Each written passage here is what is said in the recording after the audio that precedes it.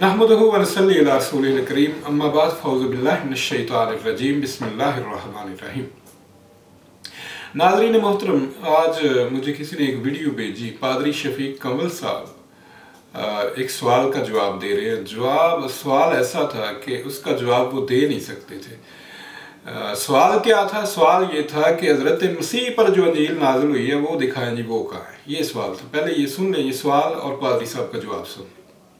बहुत से अहले इस्लाम भाई जो हैं वो ये सवाल करते हैं अक्सर कि हमें वो अंजील दिखाएं जो ईसा मसीह पर नाजिल हुई थी। मैं जानना चाहती हूँ क्या कोई ऐसी भी अंजील है जो यीशु मसीह पर नाजिल हुई? लोगों की ये गलत फहमी है। शुक्रिया, आपने बहुत अच्छा सवाल पूछा। तो इससे में मौका मिलता है कि हम अपना वर्ल्ड व्यू, अपना पॉइंट ऑफ व्यू लोगों को बता सकें। इवन बाज़ क्रिश्चियन भी ये सोचते हैं कि शायद हज़रत ईसा या यीशु मसीह, जनाब मसीह ने कोई इंजील लिखी थी। आपको उस कॉन्टेक्स्ट को समझने की ज़रूरत है। हम मसीह यीशु को खुदा मानते हैं और इसमें कोई शक नहीं है। वो अल्फा और ओमेगा, अव्वल और आखिर, खुदा कादर है। वो अज़ल से मौजूद थे।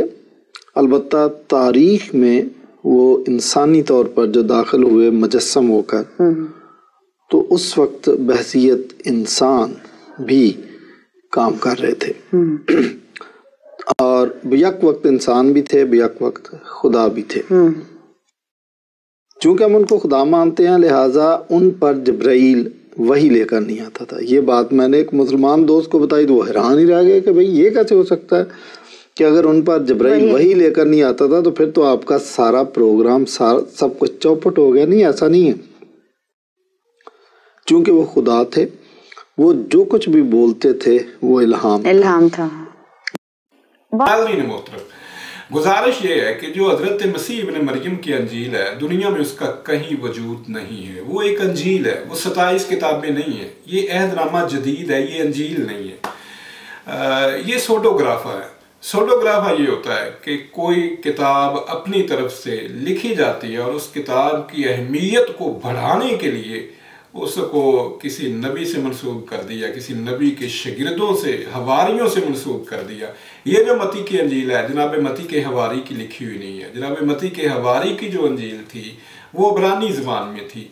आज वो दुनिया में मौजूद नहीं है। मसीह की अंजील दुनिया में मौजूद नहीं। मसीह के शागिर्दों में से किसी की लिखी हुई कोई अंजील दुनिया में मौजूद नहीं। अगर कोई दुनिया में मौजूद है तो मसीहियों ने उसको रद्द किया हुआ है एपोक्रिफा का नाम दे के।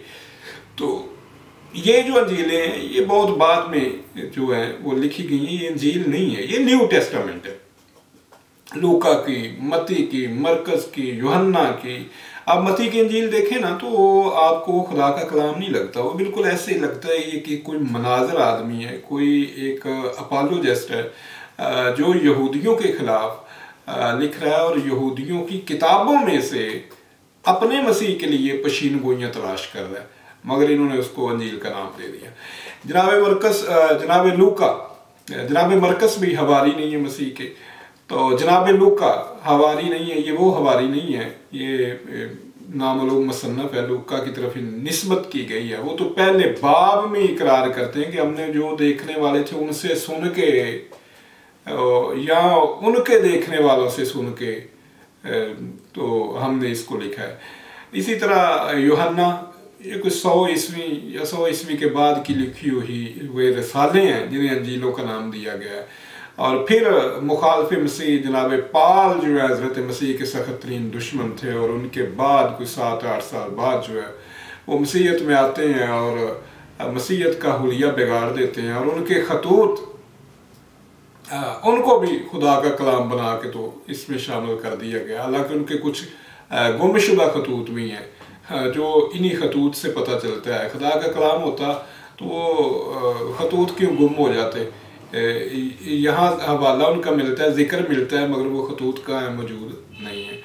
तो ये अंजील नहीं है। तो जनाब पादरी साहब ने चूँकि वो खुदा बना चुके हैं हज़रत मसीह को, एक इंसान को, एक नबी को खुदा बना चुके हैं, तो वो यही जवाब दे सकते हैं। वरना हज़रत मसीह ने हमेशा ये तालीम दी है कि तुम्हारा बाप सिर्फ एक है जो आसमानी है اور میں تمہارا ہادی ہوں. انہوں نے کبھی نہیں کہا کہ میں تمہارا خدا ہوں، میری پرستش کرو، میری عبادت کرو.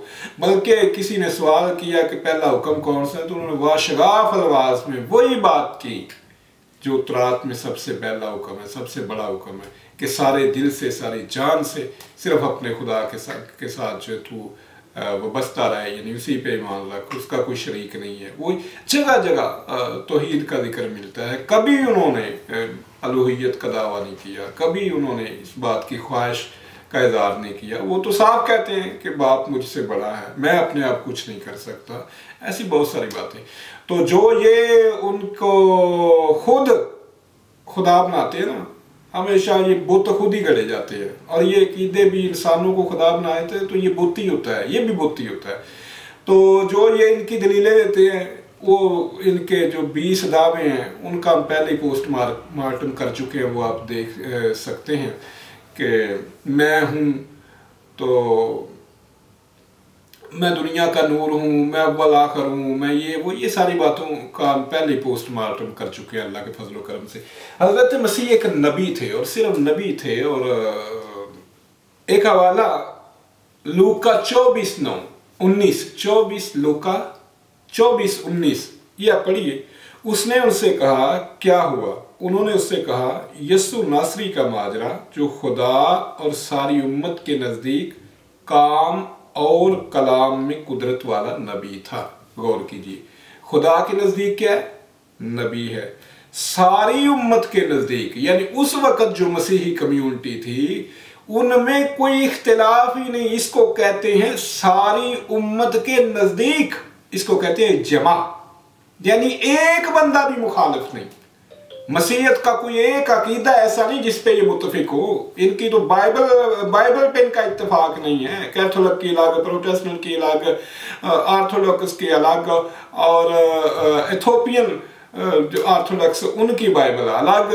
تو ان کے کسی عقیدے پر اتفاق نہیں، کسی بائبل پر اتفاق نہیں، کینن پر. مگر یہاں دیکھیں کتنے وثوق سے یہ دعویٰ کیا جا رہا ہے کہ ساری امت کے نزدیک، یعنی اس وقت کی جو مسیحی کمیونٹی تھی، جو اہل حق تھے، ان کے نزدیک وہ کام میں اور کلام میں قدرت والا نبی تھا. صرف یہ نہیں کہ ان کے نزدیک، بلکہ جو خدا اور ساری امت کے نزدیک، یعنی خدا کے نزدیک بھی نبی ہے، ساری امت کے نزدیک جو اہل حق تھے، جو راست باز تھے، ان کے نزدیک وہ قدرت میں کلام والا نبی تھا.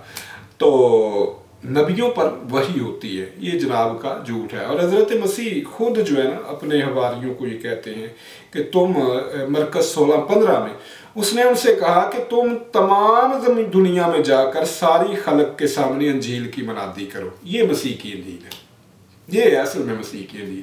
اس وقت یہ متی، مرکز، لوکا، یوحنا اور یہ پال کے خطوط اور یہ نہیں تھی. یہ ساری کتابیں سوڈوگرافا ہیں. اس کا حضرت مسیح کی انجیل سے پتہ کتنا تعلق ہے؟ وہ اتنا تعلق ہے کہ مسیح کی کچھ تعلیمات جو تھی زبانی کلامی ان تک پہنچی تھی، یہ ان کی سیرت کے رسالے ہیں جن کو مسیح کی انجیل ناپید ہونے کے سبب سے اسے انجیل کا نام دے دیا گیا. یوحنا 14:10 میں حضرت مسیح فرماتے ہیں کیا تو یقین نہیں کرتا کہ میں باپ میں ہوں اور باپ مجھ میں ہے؟ یہ باتیں جو میں تم سے کہتا ہوں اپنی طرف سے نہیں کہتا، لیکن باپ مجھ میں رہ کر اپنا کام کرتا ہے. یہ دیکھیں، یہ نبوت کا بھی دعویٰ ہے، الہام کا بھی دعویٰ ہے. یہ مجھ میں رہ کے یہ خدائی کو بنا لیتے ہیں خواہ بخواہ. اب دیکھیں آپ کو انجیل میں ایک واقعہ ملے گا کہ یہودی جو تھے وہ حضرت مسیح کو جو نا وہ سنسار کرنا چاہتے تھے. کیوں سنسار کرنا چاہتے تھے؟ اصل بات یہ تھی کہ مسیح نبوت کا دعویٰ کرتے تھے ان کے سامنے، اور وہ اس کو کہتے تھے کہ یہ کفر بکتا ہے. کیوں کہتے تھے؟ کیونکہ جب ہم تالمود پڑھتے ہیں تو تالمود سے پتہ چلتا ہے کہ یہودی جو تھے وہ حضرت مسیح کو حلال زادہ نہیں مانتے تھے، اور وہ نہیں مانتے تھے کہ یہ بغیر باپ کے پیدا ہوا ہے، بلکہ تالمود میں جو کچھ لکھا ہوا ہے وہ حضرت مریم صدیقہ پر بہتان لگاتے ہوئے کہتے ہیں کہ یسوع نعوذ باللہ حرام زادہ ہے. اب ان کی بائبل میں لکھا ہوا ہے کہ 10ویں پشت تک کوئی شخص خدا کی جماعت میں داخل ہونے کا اہل نہیں ہے. تو اس وجہ سے جب حضرت مسیح کہتے تھے نا کہ میں خدا کا بھیجا ہوا ہوں، باپ مجھ میں ہے، خدا مجھ میں ہے، اس کا مطلب یہ تھا کہ میں خود کلام نہیں کر رہا، یہ کلام تو اس کا ہے، اس کی طرف سے ہے، یعنی مجھ پہ وحی ہوا ہے۔ تو وہ کہتے تھے یہ کفر بکتا ہے۔ کیوں کہتے تھے؟ اس لیے کہ ان کے نزدیک وہ 10ویں پشت تک تو خدا کی جماعت میں اس نسل سے شامل ہونے کا کوئی اہل نہیں ہے، تو نبی کیسے ہو سکتا ہے؟ تو حضرت مسیح اس موقع پر بھی وہ یہ دعویٰ کرتے ہیں کہ میرے اوپر خدا کا کلام نازل ہوا ہے۔ کیسے؟ تو جب وہ اس کو جو ہے نا پتھر مارنا چاہتے ہیں تو حضرت مسیح ان سے کہتے ہیں کہ تم مجھے کیوں مارنا چاہتے ہو؟ تو تم نے کفر بکا ہے۔ اچھا، کیا کفر بکا ہے؟ یہ جو اپنی طرف سے تفسیر گھسیڑ لیتے ہیں نا کہ یہ خدائی کا دعویٰ تھا، نہیں، آپ یہ بات شروع کریں تو وہیں سے پہلی بات یہاں سے شروع ہوتی ہے کہ میرا باپ جس نے مجھے وہ دی ہیں، یعنی میری بیڑے، یعنی جو میرے پیروکار ہیں، وہ سب سے بڑا ہے، سب سے بڑا ہے، میرا خدا سب سے بڑا ہے اور کوئی نہیں جو باپ کے ہاتھ سے چھین سکے انہیں، ٹھیک ہے؟ تو یہ تو پہلی وہ خدا کی تمجید کر رہے ہیں اور اعلان کر رہے ہیں کہ خدا سب سے بڑا ہے۔ تثلیث کی تو نفی ہوگی نا، یا برابری کی تو نفی ہوگی۔ اچھا، تو یہ یہودیوں نے اسے جواب دیا کہ اچھے کام کے سبب سے نہیں بلکہ کفر کے سبب سے تجھے سنسار کرتے ہیں، اس لیے کہ تو آدمی ہو کر اپنے آپ کو خدا بناتا ہے۔ یسوع نے انہیں جواب کیا دیا؟ سنیں ذرا ان کا جواب۔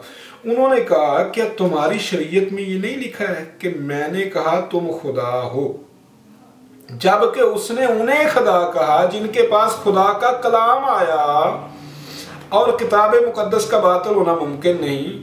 آیا تم اس شخص سے جسے باپ نے مقدس کر کے دنیا میں بھیجا کہتے ہو کہ تو کفر بکتا ہے؟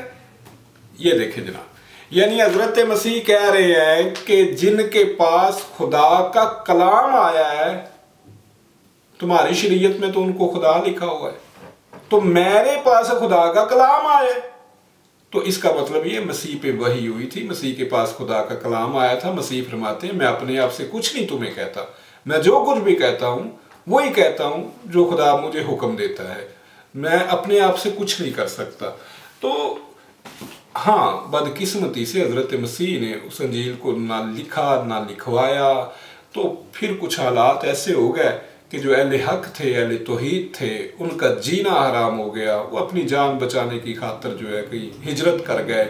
تو یہ جو لوگ تھے، جو مشرک تھے، انہوں نے پیگانزم کو اپنے اندر سمو لیا، اور رومی مذہب جو تھا وہ سارے کا سارا اس کو مسیحیت کا بپتسمہ دے کے تثلیث اور کفارہ اور یہ سارے عقائد یہ پہلے سے پیگانزم میں آپ کو مل جائیں گے۔ تو اس وجہ سے یہ اس بات کا انکار کرتے ہیں، کیونکہ یہ نہ تو مسیح کی انجیل پیش کر سکتے ہیں، نہ مسیح کے حواریوں کی انجیل پیش کر سکتے ہیں، اور پھر جو ان رسالوں میں جو تضادات ہیں جس کو انہوں نے انجیل کا نام دیا ہوا ہے، یہ بھی اس بات کی گواہی ہے کہ یہ انسانی کلام ہے۔ شکریہ۔